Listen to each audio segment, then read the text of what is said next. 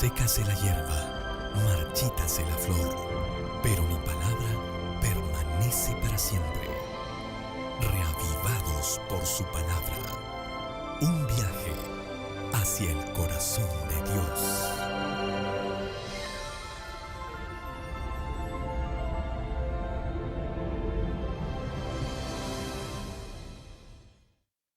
Qué gusto saludarte nuevamente.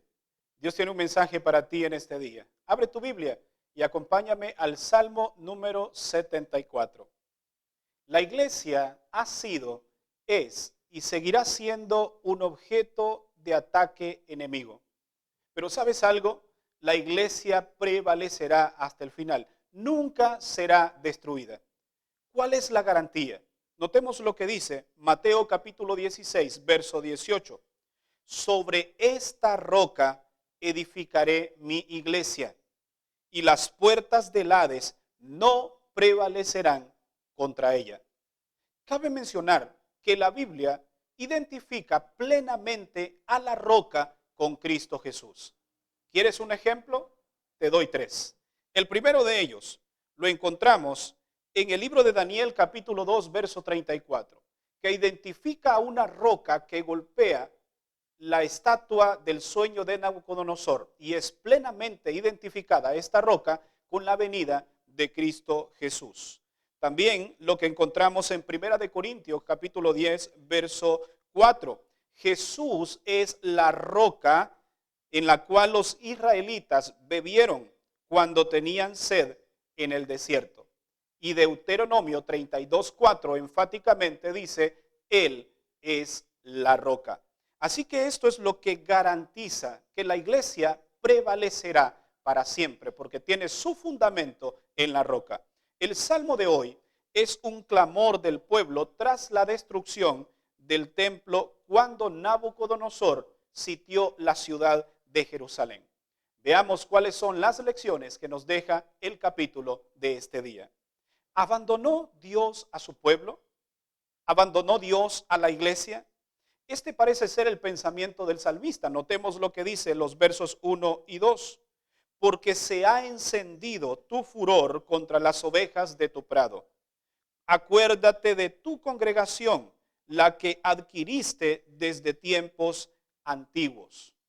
Y al parecer, el enemigo había hecho mucho daño en el templo. Notemos lo que dice el verso 3.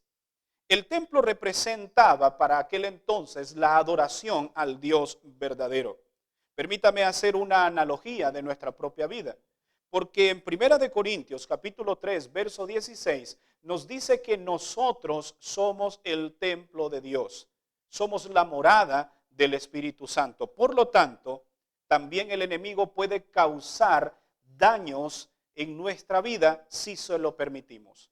Veamos qué daños quiere causar el enemigo en nuestra vida, en nosotros que somos el templo de Dios. El versículo 4 nos dice vociferar en medio de la asamblea. Estamos hablando de una conducta irreverente.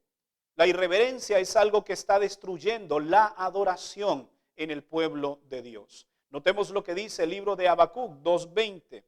Mas Jehová está en su santo templo, calle delante de él toda la tierra. Así que debemos presentarnos a Dios con respeto y reverencia. Otro ataque también lo encontramos en los versos 5 y 6. Con hacha y martillo han quebrado sus entalladuras. Esto era para robar las riquezas del templo. La mayor riqueza que nosotros tenemos hoy en día es nuestra comunión con Dios. Y eso es algo que Satanás va a querer también destruir. Es lo más valioso que el cristiano pueda tener. La comunión diaria y permanente, constante con el Señor. El tercer ataque es contaminación al tabernáculo, según el versículo 7. Si nosotros somos el templo de Dios, nuestro cuerpo es el templo de Dios, el enemigo hará esfuerzos grandes para destruir nuestro cuerpo. Y lo hará a través de una mala alimentación, a través de un mal cuidado de lo que es nuestro cuerpo, y tratará de destruir nuestra salud. Y el cuarto ataque lo encontramos en el verso 8. destruyámoslo de una vez, dijeron los enemigos. Esto habla de un ataque continuo y certero que el enemigo quiere hacer en el pueblo de Dios y no se quedará tranquilo hasta destruir tu vida. Como en el pasado, el enemigo destruyó el templo, que era simbólicamente la adoración a Dios, también lo hace hoy en nuestros días. Así que nosotros tenemos que tener mucho cuidado y estar atentos cuáles son esos ataques que el enemigo quiere producir a la iglesia. En este momento, muchos de los templos están cerrados, pero la iglesia sigue al aire, la iglesia sigue abierta.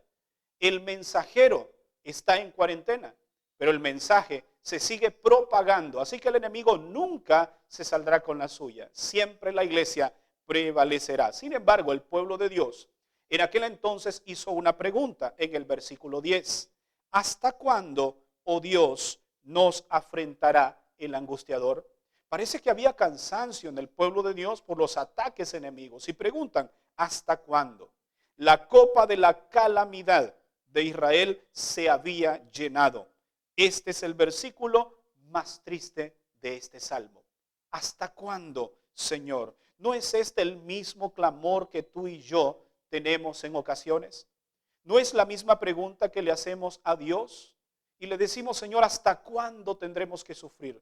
En este momento muchos estamos diciendo, Señor, ¿hasta cuándo tenemos que sobrellevar esta angustia que tenemos? Nos gustaría obtener respuestas a esa pregunta, pero hay ocasiones que en el momento no la podemos obtener. Sin embargo, Dios siempre tiene respuesta para todos. Notemos lo que dice Santiago capítulo 1, versos 3 y 4. Sabiendo que la prueba de vuestra fe produce paciencia, mas tenga la paciencia su obra completa, para que seáis perfectos y cabales, sin que os falte cosa alguna. Notemos entonces que las situaciones difíciles que vivimos tienen un propósito especial y la prueba produce paciencia. Sí, mis hermanos, si estamos pasando pruebas, no deberíamos preguntar a Dios, Señor, ¿por qué? Sino, ¿para qué? Muéstrame tu propósito. Es posible que en esta hora alguien dirá, pastor, no entiendo cuál es el propósito de la prueba que estoy viviendo. No lo encuentro. ¿Cuál es el propósito? Que haya muerto mi familiar, esa persona que yo tanto amaba. ¿Cuál es el propósito? ¿Cuál es el propósito que yo esté pasando problemas en mi familia, en mi matrimonio? No encuentro ningún propósito. Dígame, pastor, ¿cuál es el propósito de la crisis financiera que estamos viviendo en mi familia? No lo encuentro. ¿Cuál es el propósito de la crisis mundial que vivimos? No lo encuentro. Sabes, mi querido amigo y hermano, yo no podría darte respuesta a esa interrogante. Solamente Dios conoce el propósito que tiene para tu vida. Solamente Él sabe cuál es el propósito, porque Él es Dios. Y a pesar de las situaciones difíciles, Él sigue siendo Dios. Él tiene el control. Él es soberano. Nota lo que dice el versículo 12. Dios es tu rey desde el tiempo antiguo. El que obra salvación en medio de la tierra. Dios es Dios. A pesar de todo, Él sigue siendo tu Dios. Por lo tanto, hoy te invito a que no importa la situación que estés pasando, ya no preguntes, Señor, ¿por qué? Sino, Señor, ¿para qué? Muéstrame cuál es tu propósito. Y recuerda, la iglesia nunca será destruida, porque su fundamento está en la roca que es Cristo Jesús. Te invito a orar. Padre nuestro que estás en los cielos, muéstranos cuáles son tus propósitos para nuestra vida. Que estas situaciones que estamos pasando, que estamos viviendo, nos ayuden a entender es lo que tú quieres hacer en nosotros. Hemos visto que la prueba produce paciencia. Ayúdanos a ser pacientes y esperar con paciencia nuestra liberación. En el nombre de Jesús. Amén. Gracias por habernos acompañado en el tema de hoy. Te espero en el próximo capítulo de Reavivados por su palabra. Que Dios te bendiga.